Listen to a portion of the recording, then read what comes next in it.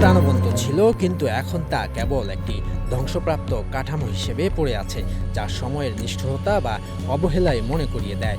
দূর থেকে সেতুর ভাঙা অংশ দেখলেই দুই পাড়ের মানুষের মধ্যে যোগাযোগ বিচ্ছিন্ন হওয়ার দৃশ্য উকি দেয়।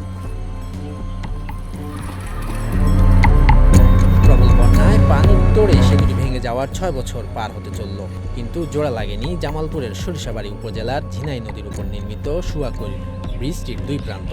বইয়া নান্দিনে এই অর্থ এলাকার মানুষ এই মাল সামান নিয়ে এই রাস্তায় আইতে পারে না।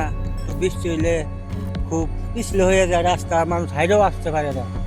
যখন পানি আসে তখন তো ওই যে নৌকা মধ্যে ওঠার নামা মানুষের কি ঝামেলা হয়। আর যে পোলাফান যে টাউন আইসে যে পড়াশোনা করে হেগুলো যে কি সমস্যা, এই সমস্যা তার কোনো এটা বলার শেষ নেই।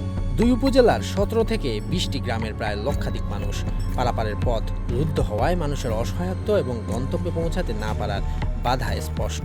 বর্ষাকালে নৌকা আর শুষ্ক মৌসুমে এলাকাবাসীর স্বেচ্ছাশ্রমে নির্মিত কাঠের ব্রিজই এখন একমাত্র ভরসা স্থানীয়দের। এই ব্রিজটা ভাঙার কারণে বন্যার সময় আমাদের স্কুলে যেতে অসুবিধা হয়, নৌকায় দেরি হয়, তারপরে কত সময় নৌকা না থাকলে আমরা ভিজে যাই। আমরা এই ব্রিজটা ঠিক করতে চাই তাড়াতাড়ি। উপজেলা এলজিইডি অফিস সূত্রে জানা যায়, নির্মাণের ১৪ বছরের মাথায় ২০২০ সালের ২১ জুলাই দুপুরে বন্যার পানির তোড়ে ব্রিজটির দুই পিলার সহ ২০ মিটার দৈর্ঘ্যের দুইটি গার্ডার প্রায় ১ ফুট ডেবে যায়। ওই দিন রাতেই ব্রিজের মাঝের অংশের ৭ নম্বর পিলার এবং ৬ ও ৭ নম্বর স্প্যানের ৪০ মিটার পানির তোড়ে ভেঙে নদীতে বিলীন হয়ে যায়। কামরাবাদ দিঘি থেকে আমাদের নানিদা বাজার যে সড়কটা আছে, এই সড়কের ৩১০ মিটার চেয়েছে।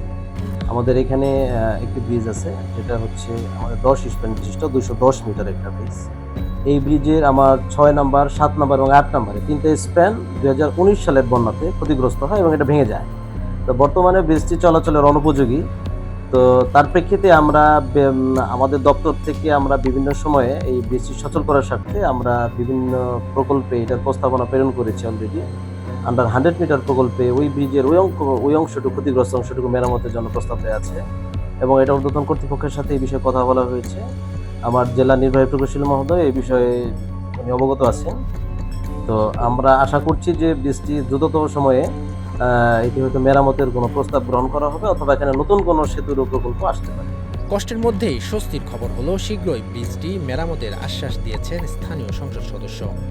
আমরা সোয়াকৈল ব্রিজ সহ আরো বেশ কয়েকটি ব্রিজের প্রস্তাব ইতিমধ্যে আমরা স্থানীয় সরকার মন্ত্রণালয়ে পাঠানো হয়েছে এবং সোয়াকৈল ব্রিজের ব্যাপারে আলাদা, এই শুধু ব্রিজের ব্যাপারে আলাদা একটা ডিও লেটার আমরা মন্ত্রণালয়ে দিয়ে আমি এবং আমার ইঞ্জিনিয়ারিং প্রকৌশলী অধিদপ্তর আমরা ব্যাপকভাবে দৌড়াদৌড়ি করব, যাতে ওই অঞ্চলের মানুষের কষ্টটা আমরা লাঘব করতে পারি।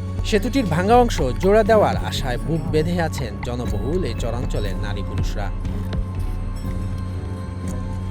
শরীয়তুল্লাহ, বৈশাখী সংবাদ।